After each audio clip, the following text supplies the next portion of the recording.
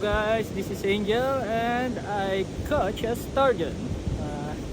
It's nighttime but I still catch one. We're gonna release this guy.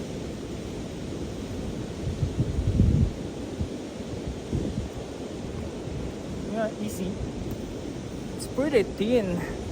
See, it's about 9, 18, 27, 36,